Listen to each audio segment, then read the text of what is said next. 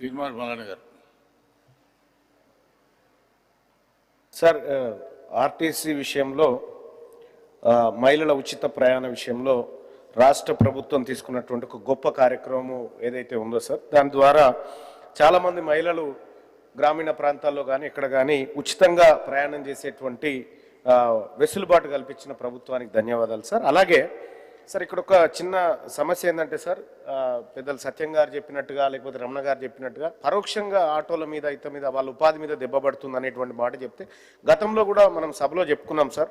వాళ్ళను కూడా ఈ స్కీమ్లోకి తీసుకురావాలని చెప్పినాం సార్. అది కాకుండా సార్, ఇవాళ ఉదయమే అవకాశం ఉంటే మీరు మాట్లాడాలని చెప్పి BC employees welfare association sir, టీఎస్ఆర్టీసీకి సంబంధించినటువంటి సంపత్ ముదిరాజ్ గారు, హరికిషన్ గారు, ఇట్లా చాలామంది ఒక రిప్రజెంటేషన్ ఇచ్చినారు సార్. దాంట్లో వాళ్ళు ఏం చెప్తారంటే సార్, మహిళలకు ఉచిత ప్రయాణం విషయంలో ఏడోకలేదు సార్, ప్రభుత్వం మంచి కార్యక్రమం చేస్తుంది, వీఆర్ అప్రిషియేటింగ్ సార్. కానీ ఆర్టీసీ కూడా సార్, ఆర్టీసీలో ఉన్నటువంటి ఇతర సమస్యలు సార్, అది బాగుంటేనే ప్రజలకు మనం మంచి చేయగలుగుతాం సార్.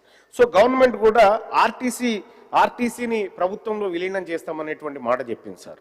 అలాగే అది పూర్తి చేస్తే బాగుంటుంది సార్. అలాగే వాళ్ళకు 2 పిఆర్సీలు పెండింగ్ ఉన్నాయి సార్ ఆర్టీసీ కార్మికులకు సంబంధించి. సంబంధం లేదు, ఈ క్వశ్చన్తో సంబంధం ఉన్నదే అదే మాట్లాడతా సార్. ఎందుకంటే సార్, ఇప్పుడు ఆర్టీసీ మనం ఉచిత ప్రయాణం ఇవ్వాలంటే ఇది చక్కగా ఉండాలి సార్. ఎందుకంటే మనం గేదెకు పాలు పిండుకొని గడ్డేయకపోతే ఎట్లుంటుందో పరిస్థితి తమకు తెలియదు కదా సార్. సో అందుకోసమే సార్, ఈ మనం ఏదైతే ఆర్టీసీ కార్మికులను ఆర్టీసీ రక్షణ కోసం రాష్ట్ర ప్రభుత్వం చర్యలు చేపడితేనే ఈ స్కీమ్ సజావుగా సాగుతుంది సార్. అందుకోసమే గౌరవ మంత్రి గారు ఆ విషయాలను కూడా పరిశీలించాల్సిందిగా కోరుతా ఉన్నాం సార్. గౌరవ మంత్రి గారు. సార్, గౌరవ సభ్యులు అడిగిన ప్రశ్నకు దీనికి సంబంధం లేనప్పటికీ ప్రభుత్వం పక్షాన కొంత బాధ్యతగా ఈరోజు అసలు వాస్తవంగా మీ ద్వారా సభ్యులు గుర్తింపు ఉన్నటువంటి రాజకీయ పార్టీ మహిళలకు ఫ్రీ బస్ ఇవ్వడాన్ని సపోర్ట్ చేస్తున్నారో వ్యతిరేకిస్తున్నారు. ఎందుకంటే దాన్ని చెప్పగా నర్మగర్భంగా క్రిటిసైజ్ చేస్తూ ఉన్నారు అన్ని సందర్భాల లోపల. This is very unfortunate sir. దీని మీద సోషల్ మీడియాలు కానీ ఏదో మహిళలు కొట్లాడుకుంటున్నట్టుగా ఒక చిత్రీకరణ చేసి రాష్ట్ర వ్యాప్తంగా మహిళలను అవమానపరిచే కార్యక్రమం కొనసాగుతున్నారు. ఇది మంచిది కాదు. ఈరోజు తెలంగాణ రాష్ట్రము అధికారంలోకి 7వ తారీఖు నాడు ప్రమాణ స్వీకారం చేస్తే 48 గంటల్లో 9వ తేదీ నాడు ఆర్టీసీ మహిళలకు ఉచితంగా బస్ ప్రయాణం సౌకర్యం ప్రారంభించింది అధ్యక్ష. ఇప్పుడు 69% ఆక్యుపెన్సీ రేట్ నుంచి 98% ఆక్యుపెన్సీ రేట్ వచ్చింది. మహిళల సంఖ్య కూడా గణనీయంగా ప్రయాణం లోపల పెరిగినటువంటి మాట మీ ద్వారా తెలియజేస్తాను. ఉదాహరణకు దిల్సునగర్లో ఉండేటువంటి ఒక మహిళ బంజారాయిల్స్లో వస్తే వేతనం ఎక్కువ కొంత దొరుకుతుందనే ఆశతోటి ఇక్కడి దాకా వచ్చి పనిచేసి 5-10 వేల రూపాయలు ఎక్కువ సంపాదించే విధంగా ఉచితంగా బస్సులో ప్రయాణం చేసి డబుల్ ఆదాయాన్ని పొందేటువంటి ప్రయత్నం జరుగుతోంది అధ్యక్ష. వీటన్నిటిని ఉదాహరణకు గాంధీ భవన్ కాంగ్రెస్ ఆఫీసుల్లో, టీఆర్ఎస్ ఆఫీసుల్లో మేము అక్కడికి వచ్చే వాళ్ళకు ఉచిత భోజనం పెడుతుంటే పక్క హోటళ్లకు దెబ్బ తాకింది, గిరాకీ లేదంటే నేనేం చేయాలి అధ్యక్ష? నేను ఊబర్, ఓలా పెట్టినారు, మెట్రో తెచ్చినారు. ఇవన్నీ తెచ్చినప్పుడు దాని ద్వారా ఇంకేదైనా నష్టం జరిగిందంటే దానికి అర్థం లేదు. తప్పకుండా తెలంగాణ ఉద్యమంలో ఆటో కార్మికులు కూడా మా తెలంగాణ కుటుంబ సభ్యులే. దాన్ని ఒక రాద్ధాంతం చేసి దీనికి సంబంధించి చూపెట్టడం అనేటువంటిది మంచిది కాదు. వాళ్ళ సంక్షేమం కొరకు సపరేట్ క్వశ్చన్ అడగండి, డిమాండ్ అడగండి. వాళ్ళ క్వశ్చన్ వాళ్ళకు సంక్షేమంకి ప్రభుత్వం కట్టుబడి ఉన్నది. మీరు ఆటోలకు సంబంధించి ఒక మంచి వాళ్ళకు వెల్ఫేర్ స్కీమ్ కూడా తీసుకొచ్చే ప్రయత్నం జరుగుతోంది. డెఫినెట్లీ ఆటో కార్మికులు కూడా తెలంగాణకు సంబంధించి. కానీ ఆటోలు ఎక్కొచ్చి ఎన్నడూ ఆటో కూడా చూడనోళ్ళు ఆటోలో ఎక్కొచ్చి దీన్ని పొలిటికలైజ్ చేయడం అనేటువంటిది మంచిది కాదని మీ ద్వారా వాళ్ళకు తెలియజేస్తాను అధ్యక్ష. ఆర్టీసీకి సంబంధించి అసలు నేను అంటే డోంట్ వాంట్ డూ పాలిటిక్స్, కానీ ఈరోజు ఆర్టీసీ బరువు మోయలేం అంటే బంద్ చేస్తామనేటువంటి పరిస్థితి నుంచి ఇవాళ ఆర్టీసీ సంస్థ ఆపరేషనల్ ప్రాఫిట్కి వచ్చే విధంగా తెలంగాణ రాష్ట్ర ప్రభుత్వం ఇంతకుముందు చెప్పినట్టుగా వేల కోట్ల రూపాయలు హిస్టరీ సార్ సహాయం చేస్తూ ఉంది. మహిళలకు ఉచితంగా ప్రయాణం చేసి ఆ రియంబర్స్మెంట్ వీళ్ళు అడుగుతున్నారు, నెలకు 300 కోట్లు ఇస్తారన్నారు, 400 కోట్లు ఇస్తారన్నారు కదంటే బల్క్ ట్రావెలింగ్లో మనం కూడా ఎక్కడన్నా ఒక 1000 కొంటామంటే ఒకటి కొన్నానుకుని 1000 కొనడానికి రేటు తేడా ఉంటుంది. అది కూడా తెలియక వాళ్ళు ఏది పడితే అది మాట్లాడే పరిస్థితి జరుగుతుంది.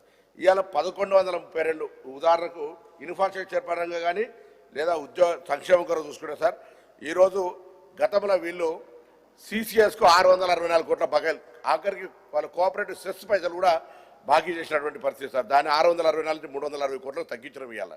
అదేవిధంగా 100 కోట్ల రూపాయలతో అన్ని బస్ స్టేషన్లలో మౌలిక సదుపాయాలు కలిగజేసినాం. ఏటూరు నాగరం పెద్దపల్లి దగ్గర లాంటి జిల్లా కేంద్రాలకు సంబంధించి బస్ డిపోలు కొత్త ఇచ్చినాం. 20 బస్ డిపోలు ఇక 3038 పోస్టులను కొత్తగా క్రియేట్ చేసినాం సార్. ఒక ఉద్యోగం ఇవ్వలే 10 ఏళ్ళలా, ఒక్క కొత్త బస్సు కొనలే. ఇవాళ 2708 బస్సులు కొన్నాం.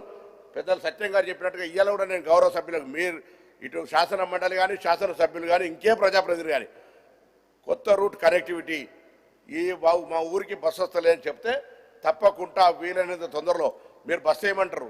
బస్సులో ఎవరు ఎక్కకుండా పూర్తిగా కనీసం మినిమం రెవెన్యూ అట్లీస్ట్ 50% ఆక్యుపెన్సీ లేకపోతే బస్సు నడుపుడు ఇదే చారిటీ కాదు. కాబట్టి కొంత ఆక్యుపెన్సీ మీరు అక్కడ మరి మళ్ళీ మీరు బస్సు వేయగానే ఆ ఊరోళ్ళు అందరూ వచ్చి మరి పెద్దలు ఎల్రమ్మ గారిని ఎవరినో కలిసి మా దగ్గర ఆటోలు గిరాకీ పడిపోతారు. నేనేం చేయలేను సార్. బస్సు కావాలి, ఆటో గిరాకీ ఉండాలంటే మరి ఈ రెండు కూడా సైమల్టేనియస్గా కలవి. కాబట్టి అందుకు సంబంధించిన ఇష్యూ లోపల కూడా మరి సందర్భంగా కోరుతా ఉన్నాను.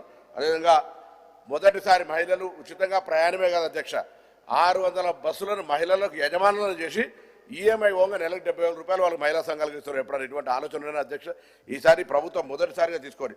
అంతేకాదు ఆర్టీసీ ఉద్యోగుల సంక్షేమం సంబంధించి చాలా నిర్ణయాలు తీసుకుంది అధ్యక్ష. 1132 కార్మిక నియామకాలు ఇచ్చింది. 17 కోట్ల రూపాయలతోటి తార్నాక హాస్పిటల్ వాళ్ళ ఎంప్లాయ్మెంట్ వాళ్ళ ప్లీజ్ కేసులు సార్ అధ్యక్ష. తర్వాత 2017 21% ఫిట్మెంట్ సవరించి ఆ పేమెంట్స్ అన్ని కూడా చేస్తా ఉన్నాం. ఒక 2024-25 సంబంధించినటువంటి డిఏ కూడా ఉంది అధ్యక్ష. తర్వాత యూబీఐ సహకారంతో బీమా పథకాన్ని ఆర్టీసీ కార్మికులు చనిపోతే ₹1 పరిహారం ఇచ్చే విధంగా మొదటిసారి ఆర్టీసీ సంస్థకు సంబంధించినటువంటి ఈ యొక్క పరిహారం చేస్తాం అధ్యక్ష. దాని తర్వాత వివిధ కారణాల వల్ల గత 10 సంవత్సరాలుగా ఉద్యోగులు తొలగించినటువంటి వారిని ప్రజావాణిలో వచ్చినటువంటి పిటిషన్ల మేరకు ఒక 3-man కమిటీ వేసి మొట్టమొదటిసారి వాళ్ళని కంప్లీట్ డిస్మిస్ అయితే కూడా వాళ్ళ అప్లికేషన్ మళ్ళీ కూడా రివ్యూ చేసి 250 మందికి తిరిగి ఉద్యోగం కలిగించాం అధ్యక్ష. ఇలా ఇంకో కొంతమంది గుండాసు నేను కాదంటలేను, వాళ్ళను కొన్ని అంటే కోర్టు పూర్తిగా తప్పు అని పట్టినప్పుడు లీగల్ లిటిగేషన్ ఉంటే తప్ప ఎగ్జామ్షన్ చేయగలిగే కేసులన్నీ మొదటిసారి చరిత్రలో 250 మందికి మాకు జీవితాలు ఉద్యోగం పోయింది అనుకునే కుటుంబాలను ఆదుకున్నటువంటి పరిస్థితి అధ్యక్ష. అంతేకాదు ఈరోజు 1355 కోట్ల పిఎఫ్ బకాయిలు ఉంటే 660 కోట్లకు తగ్గించడం అధ్యక్ష. మామూలు వీళ్ళన్నీ కూడా అప్పులు, బకాయిలు, బస్సులు ఒకటి కొత్తది కొనుగోలు చేసి ఇవన్నీ చేసి ఇవాళ మన కొత్త నినాదం మహిళలకు ఉచితంగా నడుస్తుంటే బర్దాష్కి బహార్తోటి ఆటోలకు సంబంధించి నినాదం ఎత్తుకొని దీన్ని క్రిటిసైజ్ చేసే ప్రయత్నం చేస్తారు. ఇది మహిళలకు సంబంధించి ఒక గొప్ప స్కీము. తప్పకుండా దీనితో ఒక సాధికారికత వచ్చింది. వాళ్లకు సంబంధించినటువంటి అవ్వగారింటికి పోవాలన్నా, అత్తగారింటికి పోవాలన్నా, గుడికి పోవాలన్నా, బడికి పోవాలన్నా, దవాఖానకు పోవాలన్నా, ఎక్కడికి పోవాలన్నా ఇలా సెల్ఫ్ సస్టైనబిలిటీ వస్తుంది. తప్పకుండా అవును బస్సులో ప్రయాణం చేసే సందర్భంలో కూడా ఎవరైనా వాళ్ళు దానికి ఉండేటువంటి పరిస్థితి ఇబ్బంది వస్తున్నట్టు కాదు. దాని తర్వాత ఈరోజు మరి ఆర్పిఎస్ బాండ్లకు సంబంధించి కూడా 280 కోట్లు బరువు పడితే వీళ్ళు మాట ఇచ్చి బాండ్లు ఇచ్చేసిపోతే కూడా పేమెంట్ చేసాం అధ్యక్ష. అందుకే ఆర్టీసీ కొత్త నియామకాలు, కొత్త బస్సులు, కొత్త రూట్లు, మహిళలకు సాధికారికత, అన్ని రకాల సంక్షేమంతో ముందుకు పోయేటువంటి ప్రయత్నం చేస్తోంది. దీనికి దయచేసి అందరూ కూడా ఆర్టీసీ సంస్థలు ఇవాళ నిరంతరం వాళ్ళు కొద్దిగా వర్క్ స్టేన్ అవుతున్నా కూడా కండక్టర్లు, డ్రైవర్ల కృషిని మనం అందరం కూడా హృదయపూర్వకంగా ఈ సభ అప్రిషియేట్ చేయాలని కూడా మీ ద్వారా నేను కోరుతాను. వారికి ఒక ప్రశంసను దయచేసి చైర్మన్గా మీరు ఒక రిమార్క్స్ ఇచ్చి వాళ్ళను 40,000 మంది పైన ఉద్యోగస్తులు ఇవాళ పొద్దుస్తామని కష్టపడి ఆర్టీసీ కార్మికులకు, డ్రైవర్లు ఇన్ని లక్షల మంది రోజు దాదాపు 60 లక్షల మందిని life line Telangana common man life line ఇది. అటువంటి వాళ్ళని అప్రిషియేట్ చేయాలని కూడా ఈ సందర్భంగా కోరుతూ మీకు ధన్యవాదాలు తెలియజేస్తాను అధ్యక్ష. Question number 4682 Naveen Kumar.